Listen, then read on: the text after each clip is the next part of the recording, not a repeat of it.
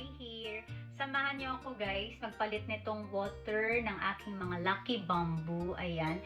So, every 1 week to 10 days guys, pinapalitan yung water neto. Mga luma ko ng bases to. Ayan. So, hindi na muna ako bumili ng bago.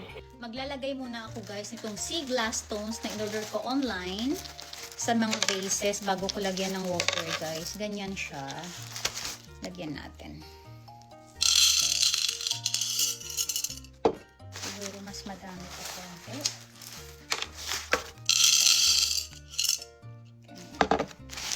Yung isa naman.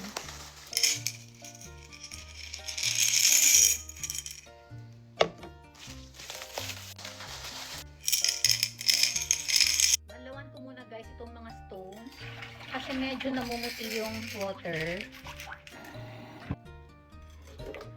Ay, ang ganda niya. Pagbasa na yung stones. Ayan yung isa. Lagay na natin yung Lucky Bamboos. Konting stones muna guys yung nilagay ko sa vase. And then ilagay na natin yung Lucky Bamboo. Sa gitna, i-center natin guys. Ayan. Medyo maiksi kasi yung stem ng Lucky Bamboo na to. Kaya mas better siya lagyan ng stones para ma-elevate yung height konti. And then lagyan na natin guys ng water. Oh, ang ganda.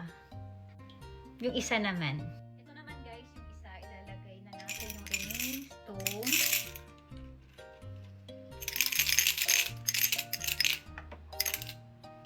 Ganyan siya guys. Ayan, nasa center siya. Lagyan na natin ng water.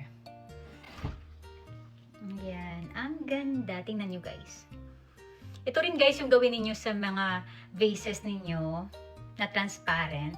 Lagyan nyo ng stones para maganda tingnan. O, diba? Ito naman guys, yung next ko na gagawin. Yung dried flowers, ilalagay ko siya guys dito. Ayan. Kaya may ganyan ako guys sa toilet ko. Kasi lalagyan ko nitong mga dried flowers para mabango yung ating toilet.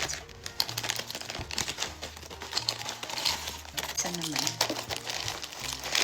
Ayan guys, napuno ko na yung dalawang mini baskets. Ilalagay ko na to guys sa toilet.